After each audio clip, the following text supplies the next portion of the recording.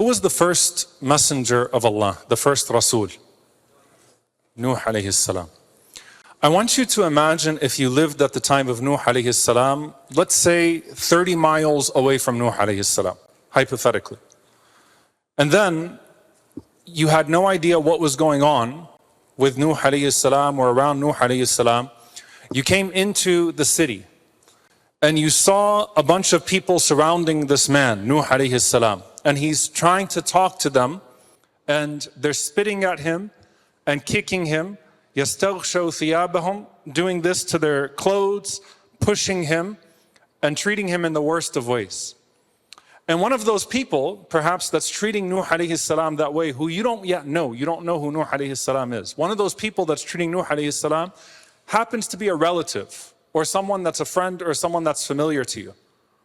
So you go to that person that's beating up on Nuh alayhi salam and treating him that way and you say, hey, what's the deal with this man? Why are you doing that to him? What is the excuse that that man is going to give you for how he treated Nuh alayhi salam? Can anyone tell me? What is the excuse? What's he going to tell you about Nuh alayhi salam? Can anyone tell me? He's crazy, maybe. But what's Nuh's agenda? He's got to tell you Nuh alayhi salam has an agenda. I'll give you a clue. It was recited in the second rak'ah. He wants? Good. ما هذا إلا بشر مثلكم يريد أن يتفضل عليكم. See this man right here? He wants to dominate you. He wants power over you. He's trying to take over. He is here because he has an agenda of domination. Oh, well, we need to stop that, right? How do we stop it? Ban Sharia law. Ban Nuh, right? What's going to happen to you is, well, the guy that's telling me this is my cousin. He's my friend, and I live on the outskirts, and I know him to be a decent human being. So clearly, if he's opposing him, and he's saying, يُرِيدُ أَن يَتَفَضَّلَ عَلَيْكُمْ, that this man has this new religion that he's bringing, but his real agenda is power over you, then I'm going to start to get afraid too. Oh, he's trying to take over here. And then once he finishes taking over here, he's going to come out to us as well. All right, now forget about 30 minutes away or 30 miles away from Nuh alayhi salam. How about 30 miles away from Valley Ranch and Irving? You know, subhanAllah, when I went to visit Sister Liqa Kurdiya, may Allah subhanahu wa ta'ala free her, today marks 1 year of her being in that human trafficking detention center in Prairie Land. May Allah free her, Allahumma ameen. I went to visit her many times before I left in November. And then I went to visit her again last week, and I saw a sign right outside the facility that I'd never seen before, a billboard. The billboard, guess what the billboard was? In the middle of nowhere in Prairie Land, how ironic, outside of a human trafficking center, being the ICE detention center there. The one billboard that they managed to put up there, defend the Constitution, ban Sharia law. I took a picture of it. I'm like, subhanAllah, can you imagine someone that lives in Prairie Land, in the middle of nowhere, and someone's running for Congress in his area and saying, ban Sharia law, we have to protect our society because the Muslims are here and the Muslims are taking over. يُرِيدُ أَن يَتَفَضَّلَ عَلَيْكُمْ. All right, go back to Musa alayhi salam. What does Fir'aun say about Musa and Harun? Why are they doing this? يَكُونُ لَهُمُ الْكِبْرِيَاء. They're doing this because they want power. This is why Musa and Harun are doing this. All right, imagine if you live in Ta'if and the Prophet ﷺ comes out, Muhammad ﷺ, and you walk and you come for the Hajj or the pilgrimage and you come to Mecca and you see them beating up on Muhammad ﷺ. Wait, I thought he was a Sadiq al-Amin. I thought you liked him. He's a trustworthy person. He was our doctor. He was our, they're good people. He's a good man, sallallahu alaihi wasallam. Why are you doing this to him? Oh, didn't you hear? He's trying to divide children against their parents and take over. يُرِيدُ أَن يَتَفَضَّلَ عَلَيْكُمْ. It is the propaganda that was used against every single prophet. And it's not just the propaganda that was used against prophets, it's the propaganda that's used against the followers of the prophets as well. It's the oldest trick in the book. You see, Allah subhanahu wa ta'ala talks about projection. First and foremost, the way these people portray themselves falsely. وَإِذَا قِيلَ لَهُمْ لَا تُفْسِدُوا فِي الْأَرْضِ قالوا إنما نحن مصلحون. You tell them don't wreak corruption and havoc on earth. They say, we are the peacemakers. How is it that after committing a genocide that's still ongoing, Benjamin Netanyahu can still stare in a camera and say that unlike the children of darkness, we the children of light, we don't target civilians. You just massacred hundreds of thousands of civilians on our screen. That the president of Israel, that Herzog can go around and literally use the words, we are the peacemakers. A few months ago, I forgot what the form was. We are the peacemakers. How is it that till now, the American war machine, the president, the secretary of war and others can stand on TV after having destroyed Afghanistan and Iraq and so many other places and claim that this is a noble mission, that we're fighting religious fanatics, all while you have a pastor who I believe is in Texas going and strike and strike and strike and strike and strike. What religious fanatics are you talking about? And talk about people who want domination and corruption. Do you not see yourselves in the mirror? How is it that they can project? So the first one is the false projection of self. إِنَّمَا نَحْنُ مُصْلِحُونَ. We're the peacemakers. The second one is what now shows up in Surah Al-Mu'minun, that they want power, they want to dominate us, they want to overcome us. This is the propaganda. If we don't fight them, they will take over. It's the earliest and easiest trick in the book to sell fear. Now here's the tragic part about it.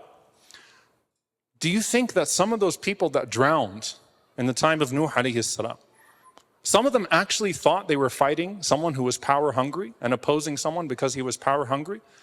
Do you not think that some of the foot soldiers that were used against the Prophet sallallahu alaihi wasallam didn't genuinely think that they were fighting a man sallallahu alaihi wasallam who was trying to overcome Mecca and tear apart society? People fall for propaganda. That's what makes it so potent. And in reality, every accusation is a confession.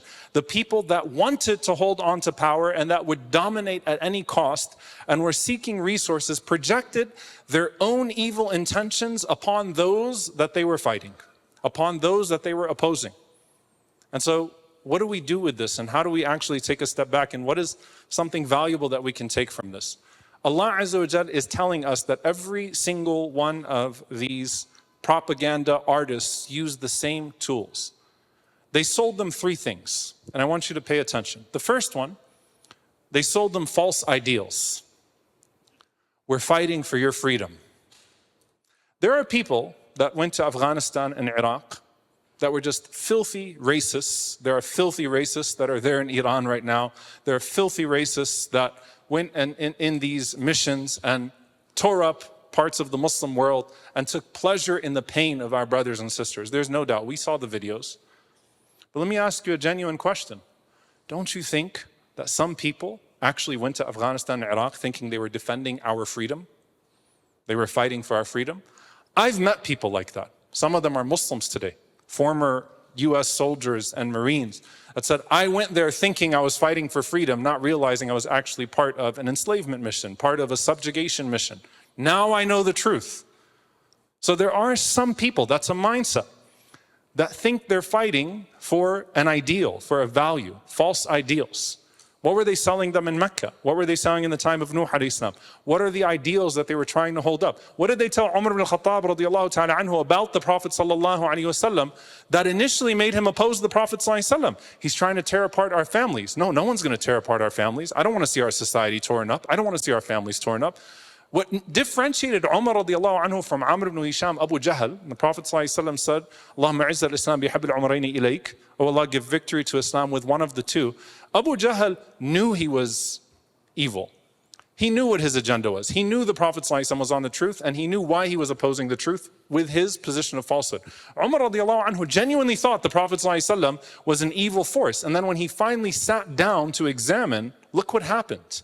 Look what happened to him. He changed. And he changed dramatically and drastically, walhamdulillahi rabbil alameen. So that's one group of people that fight for a false ideal. The second lie that is sold is the lie of stability. That you're fighting for stability. Now that stability does not have to be an ideal stability. It can be that if you think we're bad, imagine how much worse it can get.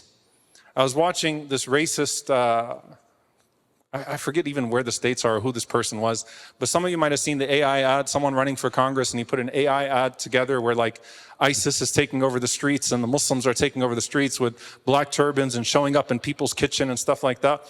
And as disgustingly racist as it was, you know what the first thing that came to my mind is?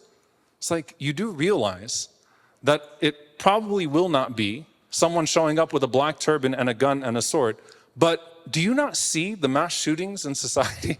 Are you not following the rates of violence in this country? You are very likely to be shot in the street in the middle of the night if you're walking in certain places because of the moral decay of society. But sell the version of stability that says, if you think we're bad, imagine how much worse it can get. If we don't fight them, this is what's going to happen. We have to subjugate the world. We have to pillage the Muslim world, and we have to subjugate the Muslims here so that our streets don't look like over there. Stability. The third one, which is very interesting, and I'll end with this, is selling false aspiration. This is something, subhanAllah, psychologically that's very interesting. You know, Malcolm X, rahimahullah, talked about this. The loyal slave who says to his master, are we sick? Are we okay? Who buys into it. And if you look in the Quranic framework, there is something very interesting. When Fir'aun subjugates his people, and they actually start to think that نحن الغالبون, that you will be from al-muqarrabin. I'll bring you close, that we won. You will be from those brought close to me. That if you are good enough, if you're good enough to the corrupt elite structure, you can aspire to eventually become an insider. We'll let you in. We'll let you in. If you're loyal enough to the system, if you're loyal enough to the dictator, if you're loyal enough to the corrupt, we'll let you in eventually. Eventually you can make it into the system. And so the aspirational alignment is that that foot soldier in the life of Fir'aun, that foot soldier in the United States who thinks that he's fighting for freedom and who's enslaved to a house loan and to a debt and can't afford children's education and goes and fights overseas and is committed to defending America or thinks I'm defending America, that some people think if I'm good enough to this, maybe one day I can make it to the upper echelons. I can be let in to the upper class. And by the way, this is true across all systems. In a dictatorship, I can get close enough to the dictator if I prove my loyalty enough. We know in the Muslim countries, some of the Muslim countries, where somehow 1/4 of the country will be mukhabarat, like working for the intelligence, and somehow, if I'm good enough and I keep on selling out my people, eventually I'll go up, up, up, up, up, up, up, up, up. I'll be let in. I'll get closer. I'm gaining trust. I'm getting closer. And yes, even in a so-called democracy, if you're good enough, eventually you'll be let in. You can be the beneficiaries of corruption and oppression. Evil is opposed. Evil is opposed. You don't assimilate into evil, you oppose evil. And so what do I leave you with, dear brothers and sisters? What's the message that we take from all of this? يُرِيدُ أَن يَتَفَضَّلَ عَلَيْكُمْ, that they're coming to take over, they're coming to take over. We have to, at this critical juncture, be able to say to our neighbors, be able to say to concerned American citizens that are realizing that they've been sold a lie, you've been lied to, not just about us, you've been lied to about yourself as well. You've been lied to. You've been lied to. That's the message. Once you're able to get past that, like you've been lied to, you're being sold a lie in order to keep you subjugated and scared and subservient, then you can start to unlock the potential of that person to think a little bit deeper and more critically, not just about a specific conflict, but about everything that surrounds it, about our religion, about who we are, and about what this country has become and what it is embarking upon in terms of its imperialist pursuits. May Allah subhanahu wa ta'ala protect our brothers and sisters that are victimized by evil. May Allah protect us from becoming a part of that evil. And may Allah subhanahu wa ta'ala allow us to be a people who model that which our Prophet sallallahu alaihi wasallam modeled for us, and that show people the beauty of the virtues and values of what we have been taught, when the ugliness of the opposite of it is becoming more and more obvious. Allahumma ameen. Jazakumullah khair. Wassalamu alaikum wa rahmatullahi wa barakatuh.